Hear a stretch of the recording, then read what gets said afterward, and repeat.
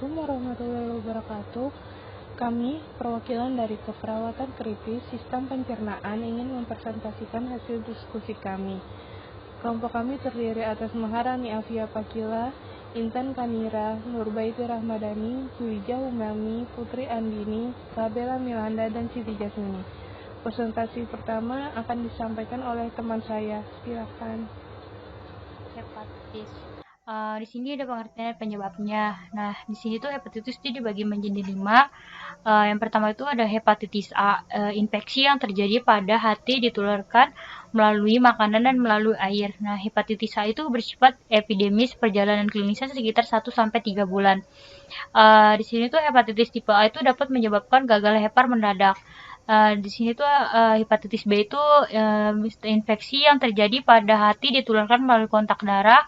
Hepatitis tipe B dapat menyebabkan terjadinya infeksi. Hepatitis tipe B kronis dapat menyebabkan kerusakan hepar sehingga terjadinya sirosis dan menyebabkan terjadinya gagal hepar dadakan dan berat. Nah, ada hepatitis non A dan non B.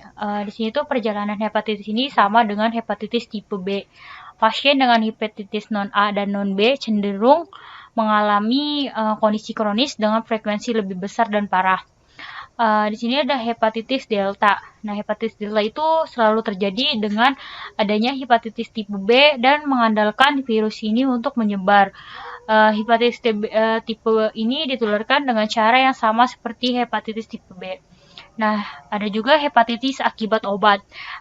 Di sini tuh hepatitis akibat obat itu tipenya ini secara aktual diakibatkan oleh reaksi toksis atau racun pada sel-sel hepar baik karena obat itu sendiri atau karena metabolinya. Nah, di sini tuh ada patofisiologinya. Patofisiologinya itu inflamasi yang menyebar pada hepar dapat disebabkan oleh virus dan reaksi toksis atau racun terhadap obat-obatan dan bahan kimia. Sering dengan berkembangnya inflamasi pada hepar, pola normal pada hepar terganggu. Nah, gangguan terhadap suplai darah normal pada hepar ini menyebabkan terjadinya nekrosis dan kerusakan sel-sel hepar. Sel-sel hepar yang menjadi rusak dibuang dari tubuh oleh respons sistem imun dan digantikan sel-sel hepar yang baru dan sehat. Oleh karena itu, sebagian pasien mengalami hepatitis sembuh dengan fungsi hepar yang normal. Nah, pelaksanaan dan pemantauan observasi. Yang pertama, tidak ada pengobatan yang spesifik untuk infeksi hepatitis virus. Pengobatan utama bersifat suportif dan termaksud beristirahat dan nutrisi yang adekuat serta mencegah terjadi stres. Nah, di sini tuh tidak boleh kayak misalkan stres kayak yang lebih lanjut, terus kayak harus beristirahat lebih tercukup dan nutrisi yang cukup juga. Terus pada hepar dengan menghindari bahan-bahan dan obat-obatan hepatotoksik. Terus pemberian makanan melalui intravena hanya diperlukan apabila pemasukan per oral terbatas. Terus ada juga pada hepatitis tipe A memberikan imunisasi pasif melalui penggunaan serum globin imun. Terus pada hepatitis tipe B pemberian vaksin pada imunisasi aktif terhadap hepatitis tipe B. Nah, sekarang sirosis hepatitis alkoholik dilanjutkan dengan teman saya. Terima kasih.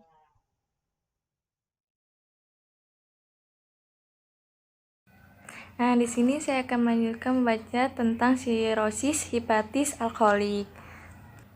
Nah, jadi pengertian dan penyebabnya yaitu sirosis hati adalah suatu keadaan disorganisasi yang difus dari struktur hati akibat nodul regeneratif yang dikelilingi jaringan yang mengalami fibrosis.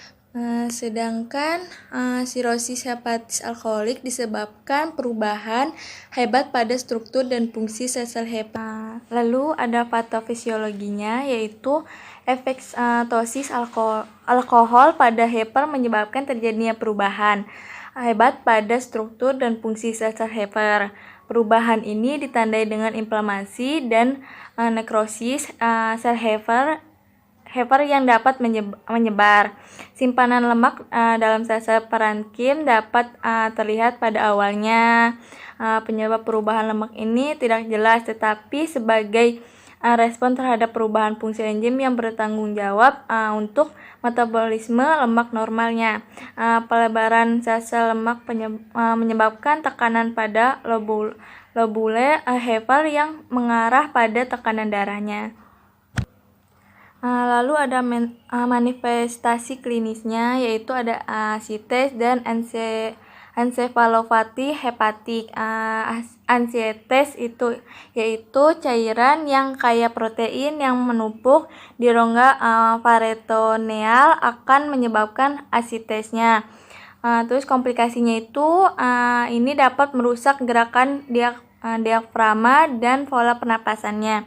Sedangkan encephalopati hepatik itu penyakit hiper yang kronis dengan keadaan delirium, berkembang menjadi koma dan berhubungan dengan agen-agen toksis yang diserap dari traktur intestinalnya.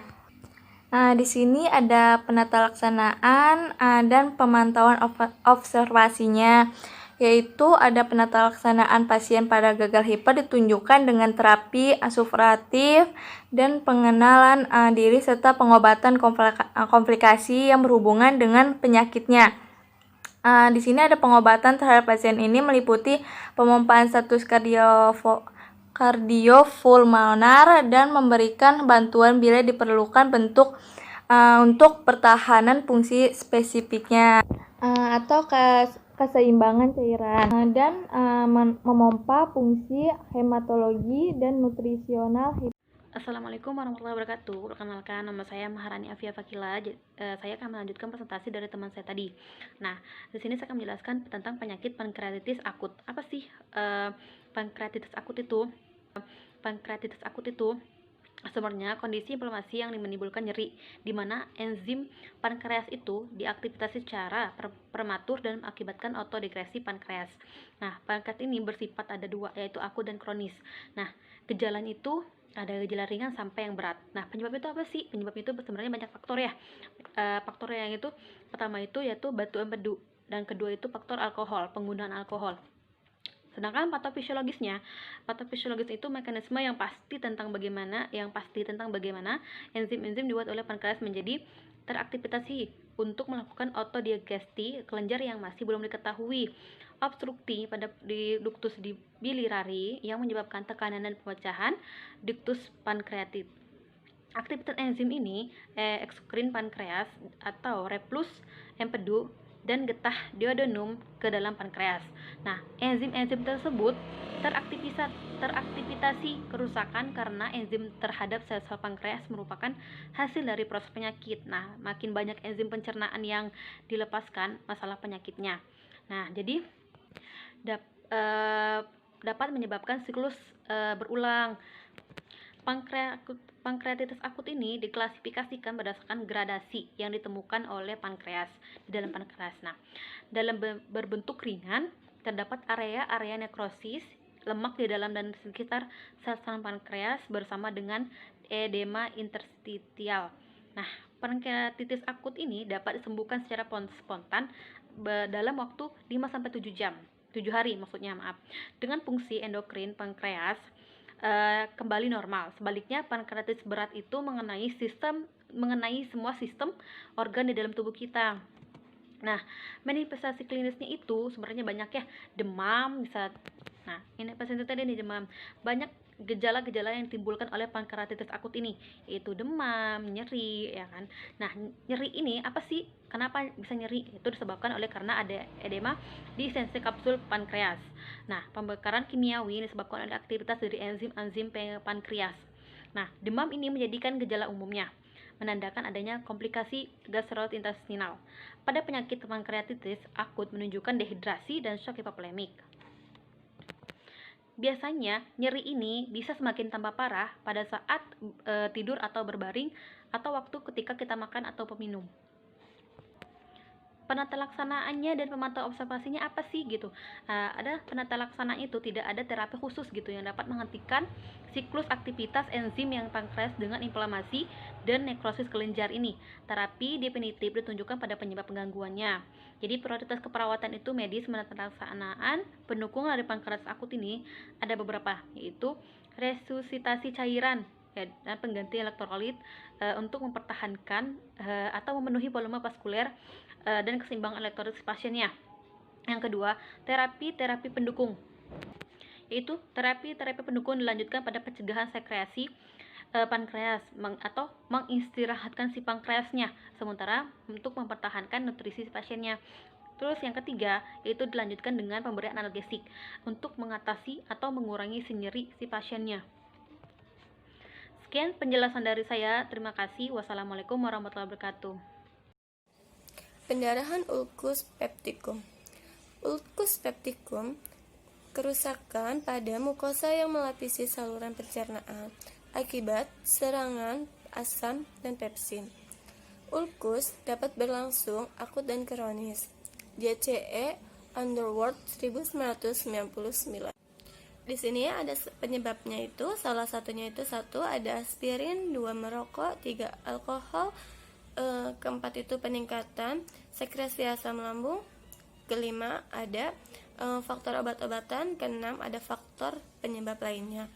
Contohnya itu ada hernia, sirosis, hepatik, dan penyebab kardio. Di sini ada patofisiologinya. Yang pertama itu penyakit ulkus peptikus adalah penyebab yang paling utama pada pendarahan GI. Sekresi asam yang berlebihan terjadi kerusakan kemampuan mukosa untuk mensekresi mukus. Sebagai pelindung diduga sebagai penyebab terjadinya ulkus. Ulkus akibat stres ditemukan pada pasien yang mengalami sakit kritis dan ditandai dengan erosi mukosa. Faktor-faktor resiko ulkus peptikum seperti aspirin dan merokok. Luka berkaitan dengan pasien yang mengalami trauma hebat terus-menerus. Di sini ada kelanjutannya. Penurunan perfusi diperkirakan memiliki andil dalam merusak sekresi mukus, narasi sel mukosa.